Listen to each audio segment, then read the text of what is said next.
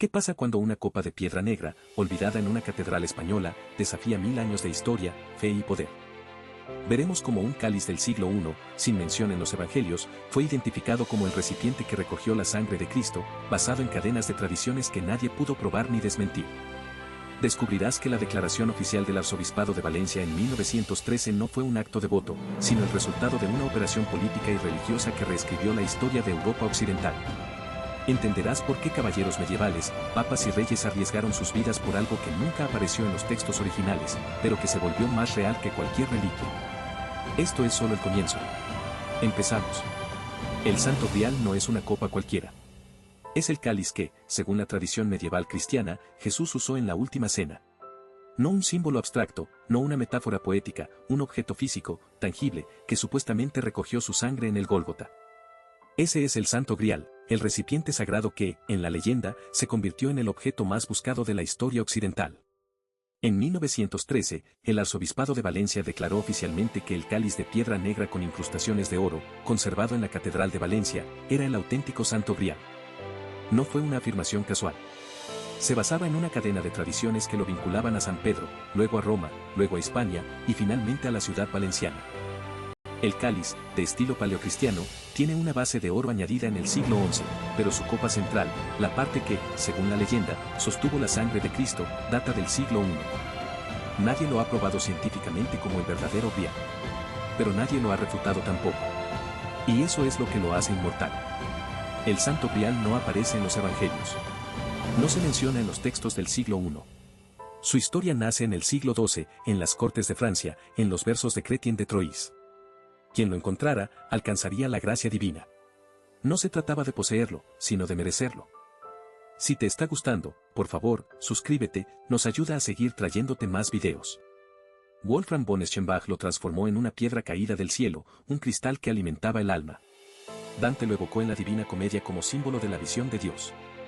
En el siglo XX, Hollywood lo convirtió en una reliquia que protege la vida eterna, como en Indiana Jones y la Última Cruzada. Pero detrás de cada versión, el Santo Grial permanece inalterable, un objeto que no se puede tocar, solo soñar. Hoy, en Valencia, el Santo Grial descansa en una capilla de cristal, bajo vigilancia constante. Cada año, cientos de peregrinos lo tocan con la mirada. No hay pruebas arqueológicas que lo vinculen a Jesús. No hay documentos contemporáneos. Pero eso no importa. El Santo Grial nunca fue una reliquia para ser probada. Fue una búsqueda para ser vivida. Y mientras haya quienes busquen lo imposible, el Santo Grial seguirá existiendo. No porque haya sido encontrado, sino porque nunca dejó de ser buscado. El Santo Grial no es un cáliz. Es un vacío que la humanidad ha llenado con sueños. No tiene forma definida en los textos medievales, no tiene peso en las balanzas de los arqueólogos, no deja huellas en el polvo de la historia. Pero el Santo Grial existe. No por lo que es, sino por lo que exige. El Santo Grial aparece por primera vez como objeto místico en las cortes de Chrétien de Troyes, hacia 1180. No es un vaso de plata ni de oro. No está inscrito con nombres sagrados. No brilla. No sangra. Es simplemente un objeto que nadie puede describir con precisión, y eso lo hace perfecto. El Santo Grial no se muestra. Se revela. Solo a quien lo busca con pureza. Y así, desde el siglo XII, el Santo Grial se convirtió en el espejo del alma caballeresca, no el premio, sino la prueba. En la Catedral de Valencia, el Santo Grial descansa en una capilla de cristal, bajo luces tenues y guardias silenciosos. El cáliz de piedra verde, con su base de oro y sus manijas de ágata, fue traído de Roma en el siglo I, dicen. Lo llevó San Pedro. Lo conservó la Iglesia. Lo entregó a los reyes de Aragón. Nadie lo vio salir de Jerusalén. Nadie lo vio llegar a Valencia. Pero el Santo Grial no necesita pruebas. Necesita creyentes. Cada año, cientos de peregrinos se acercan. No tocan. No piden. Solo miran. Y en ese silencio, el Santo Grial funciona. No como objeto, sino como contrato, si tú buscas, Él está. El Santo Grial no sanó a nadie. No resucitó a nadie. No apareció en un milagro documentado. Pero en la obra de Wolfram von Eschenbach, el caballero Parcival lo encuentra tras años de errar, ciego a su propia ignorancia. Y cuando lo ve, no lo toca. Lo entiende. Esa es la única forma en que el Santo Grial se manifiesta, cuando el buscador deja de querer poseerlo. El Santo Grial no es un tesoro. Es una lección disfrazada de objeto. En 1913, el arzobispado de Valencia declaró oficialmente que ese cáliz era el auténtico Santo Grial.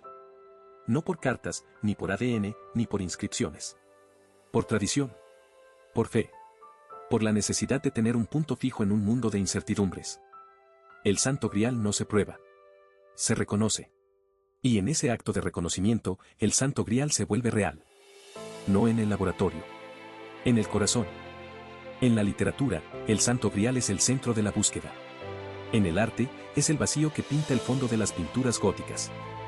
En el cine, es el objeto que Indiana Jones persigue, no por su valor, sino porque su ausencia define la vida del héroe. El Santo Grial no está en la cueva. Está en la decisión de entrar a la cueva. Esa es su única función, hacer que el hombre se mueva. Que se pregunte. Que se transforme.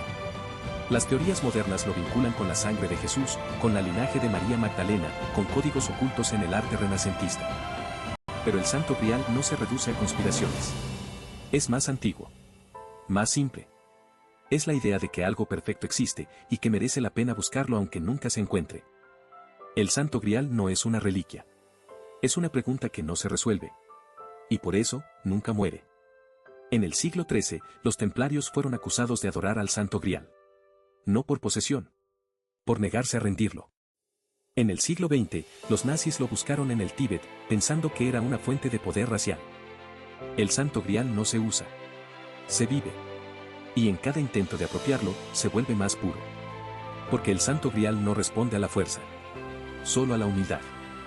Hoy, en Valencia, el cáliz de piedra no tiene certeza histórica. No hay documento que lo conecte con la última cena. No hay testimonio de la época. Pero eso no lo debilita. Lo fortalece. Porque el Santo Grial no necesita la historia. Necesita la búsqueda. Y mientras haya alguien que lo mire con los ojos de Parcival, y no con los de un coleccionista, el Santo Grial seguirá existiendo. No hay evidencia. Pero hay devoción. No hay pruebas. Pero hay silencio. Y en ese silencio, el Santo Grial habla. No con palabras. Con ausencia. Con lo que no se tiene. Con lo que no se puede tocar. El Santo Grial es el objeto que se niega a ser objeto. Por eso, nunca se perdió. Porque nunca estuvo allí. Y por eso, siempre está. En 1913, el arzobispado de Valencia declaró que el cáliz de piedra negra, con asas de oro y una copa de ágata roja, guardado en la catedral desde el siglo XV, era el auténtico Santo Grial. No por pruebas científicas, ni por documentos del siglo I, sino por tradición, se decía que había sido llevado por San Pedro a Roma, luego a Huesca, y finalmente a Valencia para protegerlo de las invasiones. Nadie lo vio en la última cena. Nadie lo sostuvo tras la crucifixión. Pero el Santo Grial, allí, en la capilla de la catedral, sigue siendo objeto de peregrinación. No porque se demuestre. Porque se cree. El Santo Grial no es un objeto. Es la sombra que deja la búsqueda. En el siglo XII, Chrétien de Troyes lo describió como un plato que daba luz, sin decir qué era. Wolfram von Eschenbach lo convirtió en una piedra caída del cielo. Los caballeros de Arturo lo buscaron sin saber si lo tocarían. Y cuando no lo encontraron, lo llevaron dentro. El Santo Grial no se perdió. Se transformó. En poesía. En pintura. En la mirada de un niño que pregunta, en la voz de un adulto que responde, no lo sé, pero lo busco. En la Universidad de Oxford, en 1998, un estudioso revisó 300 manuscritos medievales. En ninguno se describe el Santo Grial como un cáliz de cristal o oro. En todos, es un símbolo, la gracia, la pureza, lo inalcanzable. El Santo Grial no se fabricó. Se inventó como respuesta a una necesidad, la de lo sagrado sin forma. Por eso, cuando Rembrandt lo convirtió en sangre de Cristo en el Código da Vinci, no mintió. Solo siguió la regla, el Santo Grial no es lo que fue. Es lo que se necesita que sea. En Valencia, el cáliz se exhibe bajo cristal. Lo tocan con los ojos. Lo fotografían. Lo nombran. Y cada año, miles de personas caminan hasta allí sin saber si es el verdadero. Pero no importa. Porque el Santo Grial no se mide en materiales. Se mide en miradas. En libros que lo citan. En películas que lo persiguen. En niños que lo preguntan. En adultos que callan, pero siguen buscando. El Santo Grial no fue hallado. Nunca lo será. Pero mientras haya alguien que lo busque, el Santo Grial sigue vivo. No por lo que fue. Por lo que sigue siendo, la memoria de lo que nunca se posee, pero siempre se anhela. Y mientras haya una mano que se extiende hacia lo invisible, el Santo Grial no será una leyenda. Será la prueba más clara de que el ser humano no busca lo que tiene. Busca lo que no puede tener. Y por eso, el Santo Grial nunca se perdió. Porque nunca estuvo allí. Y por eso, siempre está. Si te ha gustado, suscríbete para más historias increíbles. Nos ayuda mucho a seguir creciendo.